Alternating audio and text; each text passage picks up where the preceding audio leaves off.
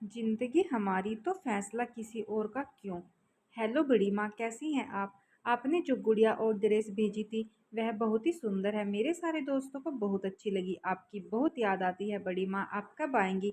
अच्छा, अब मैं जाती हूँ। सब लोग बुला रहे हैं केक काटने के लिए। बाय बड़ी माँ।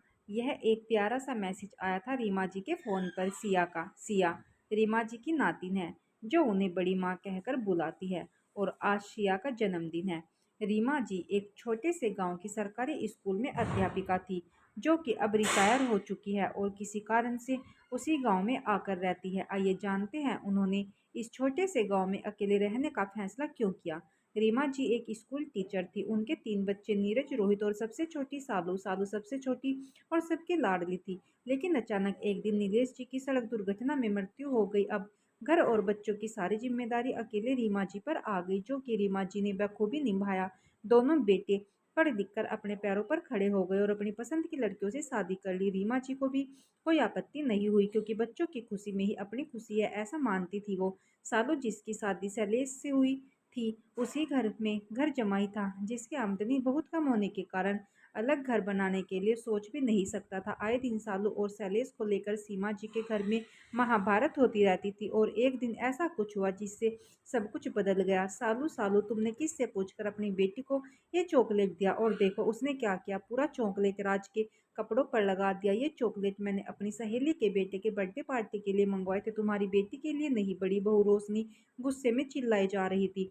लेकिन मामी, मैं तो रोज राज को चॉकलेट खिला रही थी, वह तो गलती से गिर गया। सिया ने कहा। तो चुप कर। तुम माँ बेटी को जुबान चलाने के सिवा तो कुछ काम है ही नहीं। रोशनी ने गुस्से में कहा। भाभी क्यों बिना वजह बच्चे को डांट रही हो। उसने बताया तो कि राज को खिला रही थी, गलती से गिर गया। तुम मियाँ बीबी कम थे क्या जो इसे भी पैदा कर लिया हमारे सर पर नाचने के लिए। सही कह रही हो दीदी।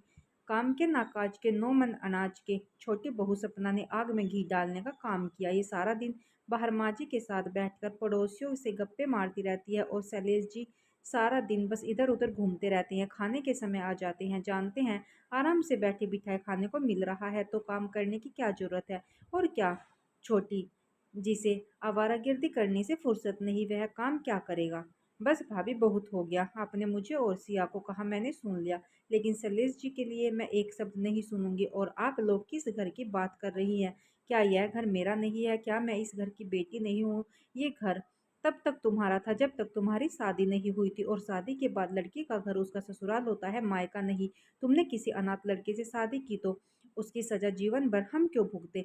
शैलेश से शादी का फैसला तुमने किया, हमने तो तुम्हें मना किया था।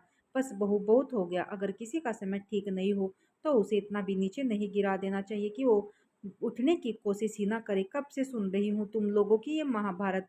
और किसने कहा शैलेश जी कुछ काम नहीं करते। बस समय उनका साथ नहीं दे रहा है तो इसका मतलब यह नहीं कि तुम लोग उनके बारे में कुछ भी कहोगे। बहुओं का तो मैं समझ सकती हूँ, लेकिन तुम तो उसके भाई हो।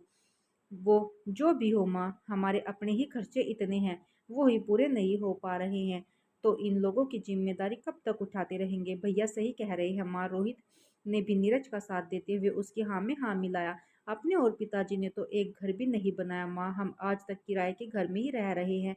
रीमा जी इससे परेशान होकर बोली कि अब तुम लोग ही फैसला करो कि क्या करना है। इसका समाधान तो निकालना ही होगा। यह रोज रोज के झगड़ों से मैं परेशान हो गई हूँ। दोनों बेटों और बबुओं ने मिलकर यह फैसला लिया कि सालू को घर से जाना होगा। जब रीमा जी ने इसका विरोध किया तो बड़ी बहू रोशनी ने कहा, माँ जी आप भी क्यों नहीं सालू के साथ ही चली जाती, हमारी भी बला टले। रीमा जी ने फैसला मंजूर कर लिया और बेटी दामाद के साथ दूसरे शहर में नए सिरे से जिंदगी की शुरुआत की। अपनी जमा पूंजी लगाकर दामाद को एक छोटी सी किराने की दुकान खुलवा दी और उनकी पेंशन से घर का खर्च और सालों की बेटी सिया की पढ़ाई का खर्च चल रहा था। धीरे धीरे समय का पहिया घूमा और शैलेश एक किराना स्टोर चलाने वाले से होलसेल व्यापारी बन गए। लेकिन कहते हैं ना कि पैसे के साथ घमंड भी आता है, और वही हुआ।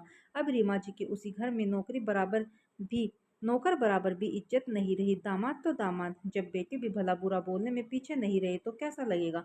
जिसके लिए अपना सब कुछ छोड़ा आज उसके लिए ही बोझ बन गई।